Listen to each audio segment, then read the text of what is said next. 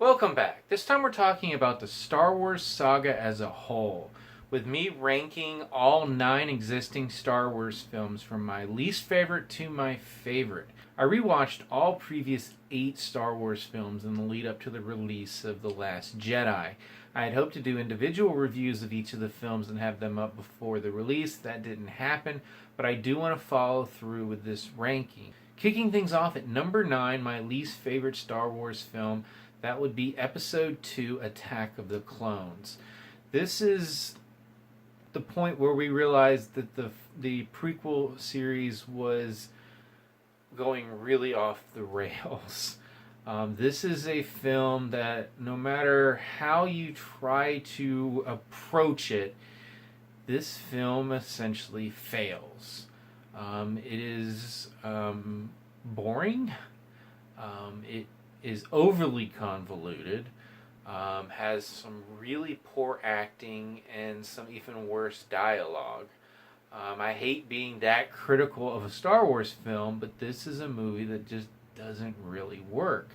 The first 2 acts are essentially a very boring mystery that only gets solved through a series of unconvincing coincidences, and a romance that is poorly acted and poorly written. And both of these storylines combine together in the end for a relatively unsatisfying conflict between 2 disposable computer-generated armies. Really, the only thing Attack of the Clones has going for it is that it is narratively important to the overall saga. Unfortunately, it's just very convoluted and boring. Moving on to number 8, that would be Star Wars Episode 1, The Phantom Menace. While I said Attack of the Clones was narratively important to the overall saga, but narratively boring, I can say Phantom Menace is actually a interesting and, for the most part, entertaining film. Narratively, as far as the saga goes, it's the most disposable of the films because you could pretty much cut this movie out and it really wouldn't change the overall saga. Obviously, when this film was first released, there was a lot of expectations. It was the first Star Wars film in something like 15 years. We just wanted to know what was going to happen in these prequels, and what ultimately happened was all of George Lucas's bad tendencies, that had been gestating over those years, just burst forth in a series of cartoonish characters, an over-reliance on computer-generated effects, and a horribly convoluted plot. But as I said, it's actually still pretty entertaining. The pacing is solid. It's definitely got the best pacing of any of the prequel films. It's not a great film, but it's entertaining. And it will always have that. It will also always have Jar Jar Binks, and that's why this film is so low on the list. Coming in at number 7, we have Star Wars Episode 3, The Revenge of the Sith. This is the film that was the payoff for the previous 2 films. The conclusion of Anakin Skywalker's turn to the dark side. This is where we get to see Anakin Skywalker become Darth Vader. Unfortunately, it happens very, very late in a lengthy, poorly paced film. Like Attack of the Clones, this film has some really horrible pacing. We get a good action sequence at the beginning, a very disposable second act while Obi-Wan goes off to fight General Grievous, and honestly, I don't know if anyone actually cares, at least until Order 66 happens. Anakin joins the Emperor, and we have the turn. I will say the turn itself is handled pretty well. The problem is the first thing he goes off and does is go kill a bunch of kids. Narratively, it doesn't really fit together all that well. The confrontation between Obi-Wan and Anakin is actually quite emotional, especially if you watch all 3 films together, to see that journey of mentor and student and friends. It's a satisfying conclusion, and the reason why Episode 3, despite its many flaws, is my favorite of the prequel films. And I will say Hayden Christensen's acting does noticeably improve between Attack of the Clones and this one. Moving on to number 6. This is where we get to my hardest decision in this ranking. Which film to put at 6, which film to put at 5. Ultimately, I decided to go with The Force Awakens. I've said in my reviews of The Last Jedi that I was not as big a fan of The Force Awakens as most people seem to be. It was definitely improvement over the prequels. It was glorious in the fact that it had good acting, good dialogue. Most of the action seemed to be happening on sets and not green screens with computer-generated scenery behind them. Pretty much all of my problems had to do with the script. I felt that the first act is a series of coincidences that went from mildly distracting to pretty annoying. It's also hard to get around the fact that this is really a rehash of A New Hope. I don't ding this film for that as much as other people do, but that's mostly because I have so many other problems with the script that this just doesn't get that high on the list. But perhaps my biggest problem with The Force Awakens, and ultimately the reason why it fell to number 6, is that it is the only Star Wars film to date that does not feel like a contained, cohesive story. So much of what happens, so many of the mysteries that are set up are just that, set up. There's no payoff. Who are Rey's parents? Who is Snoke? How did Ben Solo turn to the dark side? What is the First Order? What is the Resistance? So many questions were left for the next film to answer. And ultimately, I was left dissatisfied with the answers I got in The Last Jedi. And that, because this film doesn't stand on its own, actually dropped it below The Last Jedi, even though as a 2-hour segment of entertainment, I would rather watch The Force Awakens than The Last Jedi. But if you're going to abdicate so much of your payoff to the next film, if it doesn't pay it off, it hurts you just as much as it hurts the next film. And that's ultimately why I rank this film at number 6. So at this point, it should be pretty clear that number 5 is The Last Jedi, the newest film in the Star Wars saga. There were things that I liked better in this film. Unlike The Force Awakens, this does have a definitive beginning, middle, and end story. One of its biggest problems is the fact that its middle act is boring and feels very unnecessary. And as I said in my reviews of that film, really hurt a number of the characters that you come into it really liking.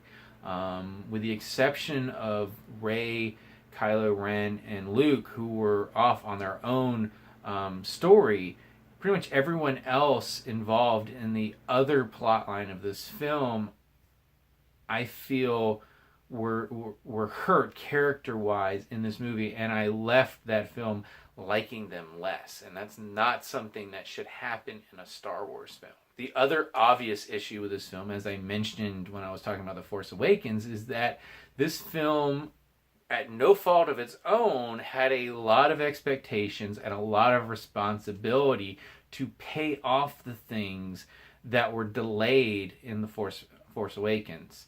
And with almost no exception, the payoff either fell flat or was non-existent in The Last Jedi.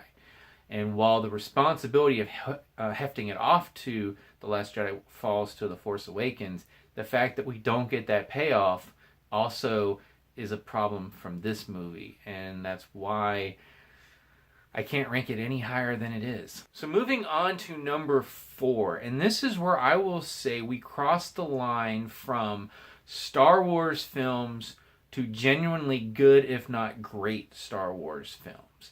I realize that I am probably not in the majority in this opinion, but of the 3 new Star Wars films, there is no question which one is the best, and that is Rogue One, A Star Wars Story, and that is why it comes in at number 4. I simply love this movie. I will freely admit that it probably takes at least 2 viewings to get the full impact, especially in the first act, because things are happening so quickly.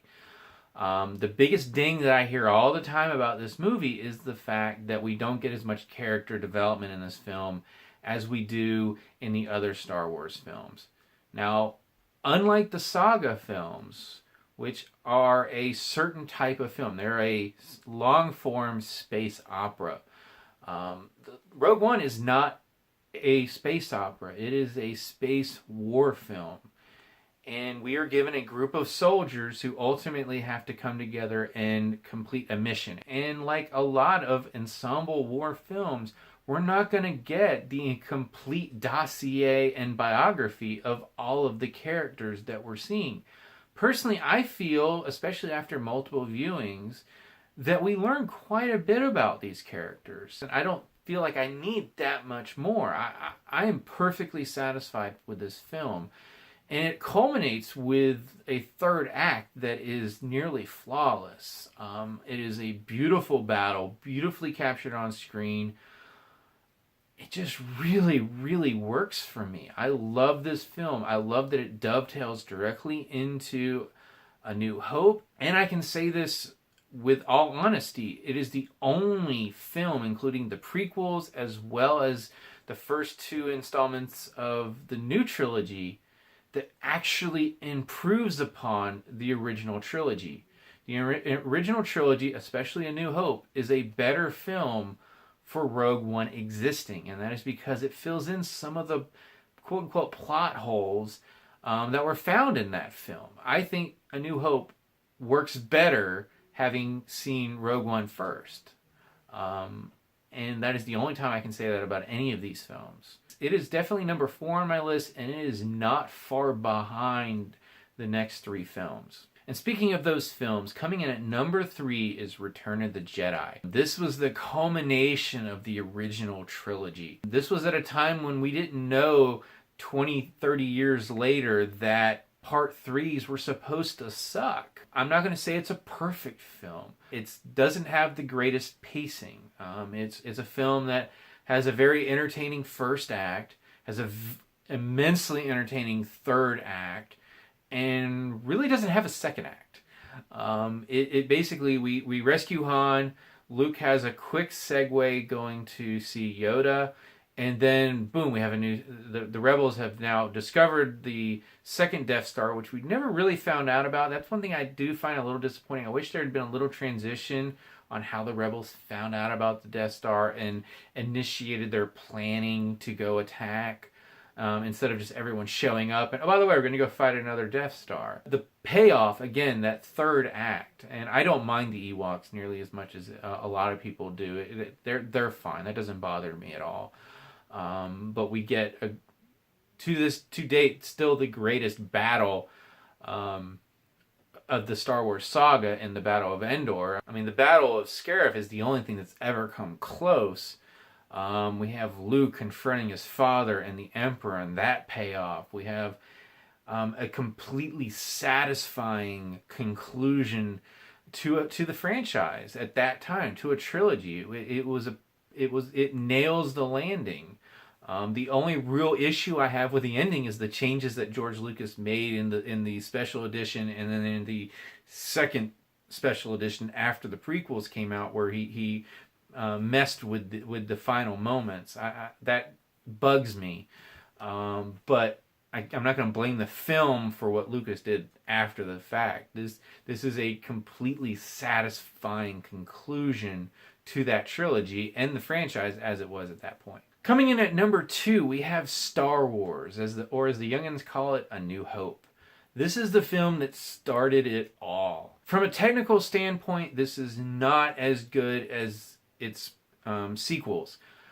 But again, it's the film that started it all. And I will say this, I've watched Star Wars many, many times. But this was the first time I had watched it from the point of view of a film reviewer, and as someone who was kind of taking notes and deciding what I wanted to say in front of the camera. And one thing that stood out to me from the very beginning all the way to the end is the amount of world building that George Lucas, who I've given grief in a lot of points during this video, but here I will say he birthed something with this film, and it's honestly amazing, because from the opening crawl, we're told that there's this evil empire. There's these gallant rebels. Then we're thrown into a space battle with this giant ship bigger than pretty much anything we'd ever seen before. There's androids, and now we're on this desert planet, and we meet Luke, and there's an old guy named Ben, and there's a Force and Jedi, and it's all contained in this movie. It's simply amazing. If I had to rank just a film that had so much world building packed into its cinematic points from beginning to end, I don't think I could come up with any other film. And really, it struck home when I watched Empire Strikes Back and then Return of the Jedi. There's really not a whole lot of additional world building in those films. We're introduced to new worlds, we're introduced to new characters, but aside from introducing the Emperor and sort of giving the Empire a face, and then introducing Yoda and giving us some more information about how the Force works, all of the world building was done in Star Wars. This film succeeds, and I wasn't born when this film came out. I will never know the transition of planet Earth from before there was a Star Wars and after there was a Star Wars. But I can see, looking back, why this film resonated with so many people and why it has stuck in the collective subconscious, our popular culture subconscious, and why we keep going back to see more and more movies, even though, in my opinion, of the existing 9, only 4 of them are truly good. But I will still go back and keep watching them, because there was just something that was born that day when George Lucas started filming this movie. And that brings us to number 1, my favorite Star Wars film, and that is Empire Strikes Back. This is just a perfect film. Empire Strikes Back. It was a gutsy move. It's a darker film. It ends on a cliffhanger. It ends with Han being frozen in carbonite, Luke having lost his hand, and of course the big reveal that Darth Vader is Luke's father. Rewatching it, there's a moment. Again, this is another one of those things where it's like, I can't remember when I first watched Empire Strikes Back. I don't truly remember that moment when I learned the secret. So I can never have that first-hand experience. But rewatching it and just trying to put myself in that mindset, there's a moment in the battle between Luke and Darth Vader that just sealed the deal for me on the movie. And it's not the reveal of Luke's parentage. It's the moment when his hand is cut off. Because the lead up to it, we're thinking, okay, Luke's going to win.